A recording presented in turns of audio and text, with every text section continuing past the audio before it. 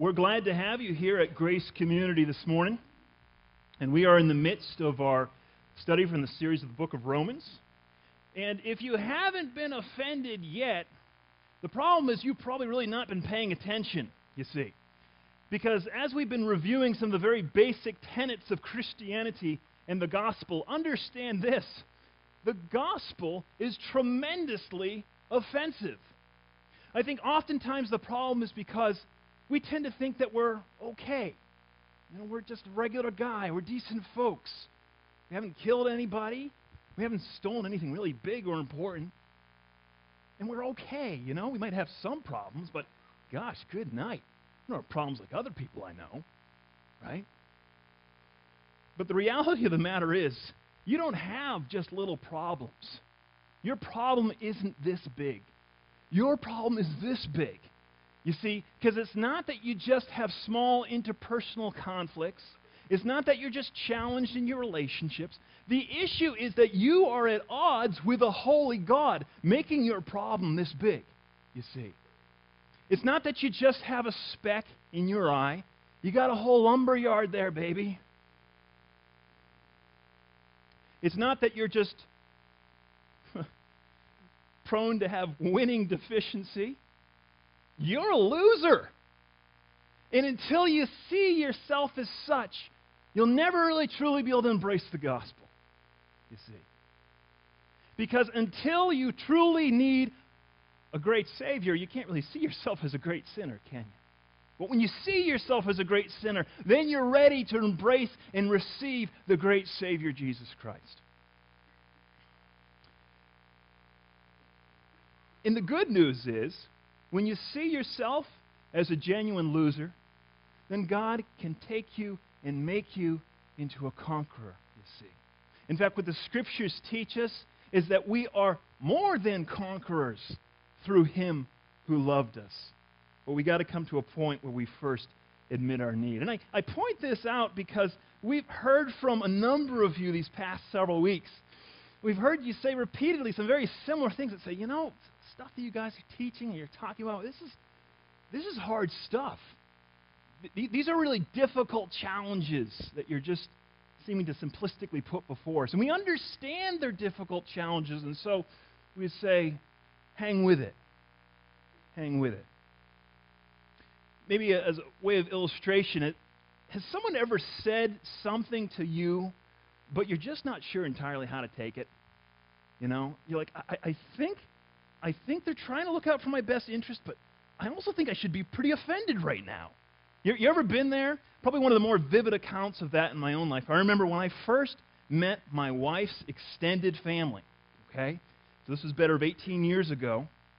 And it wasn't the entire scenario of my big fat Greek wedding, but it was pretty darn close.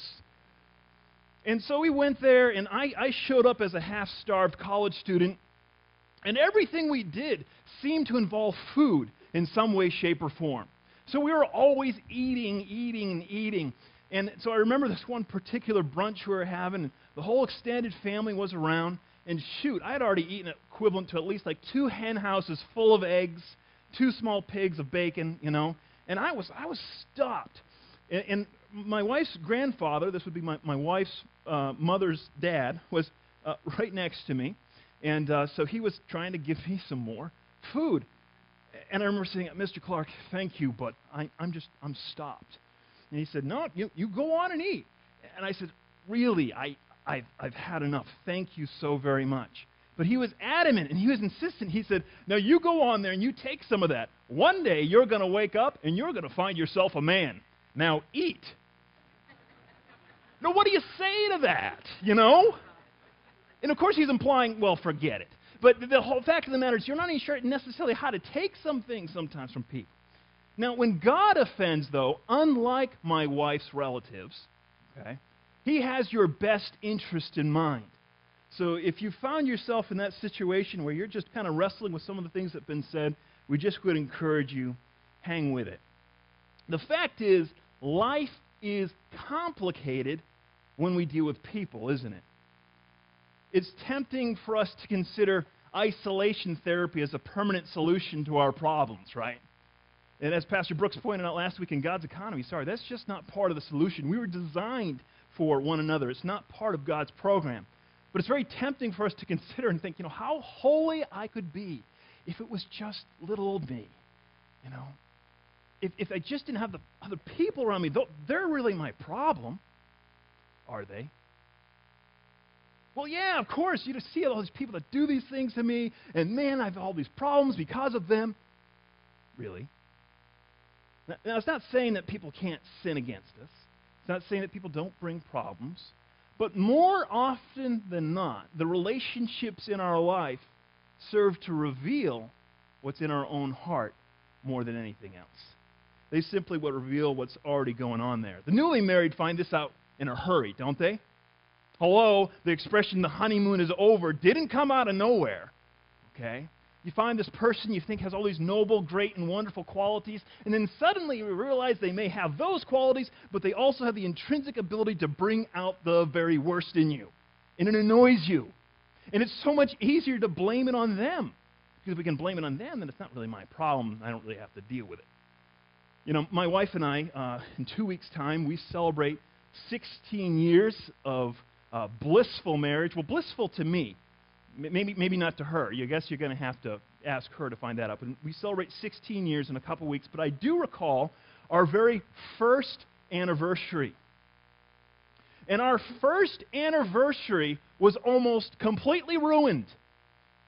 Because what we've always done on every anniversary, we try to get away, and we tend to invest that time each year to make sure we have at least a little time just for us. We start that precedent on anniversary number 1. We've missed a couple, but we've tried to always do that each year. But our first anniversary was almost completely ruined over a checker game. Now, I won't really give you all the details, of course, but just understand that she was mad when I kept winning. You can talk to her about that, though.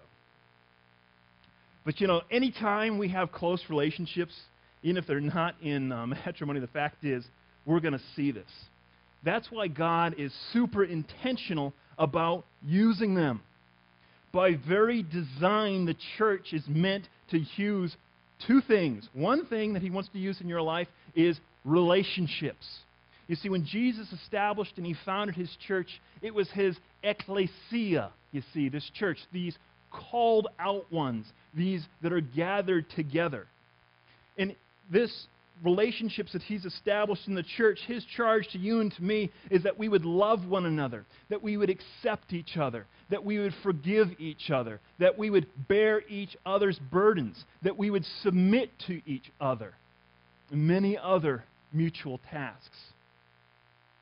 The other thing that his church is all about is not only relationships, but about truth. That's the context for those relationships today. Truth. Such a hard word that our culture tends to choke on so much. Much like Pontius Pilate choked on it when Christ, and he said, "What is truth?" Often our culture takes that same type of sneering attitude to truth today. But the reality of the matter is, Jesus said, "I am truth, the way, and the life. No man comes to the Father except through me alone." So we know Jesus as the truth. The truth isn't only bound up in just Jesus, though the truth is also bound up in his word. John 17:17 says, "Your word is truth." So when we look at the Bible, we're looking at Jesus. When we look past the sacred page, we encounter the Lord, you see. The truth given to us to govern our relationships. The reality of the matter, though, is that the truth will eventually set us free. That's what the Scriptures teach us. Jesus said, "You'll know the truth will make you free." But before it sets us free, it often makes us miserable.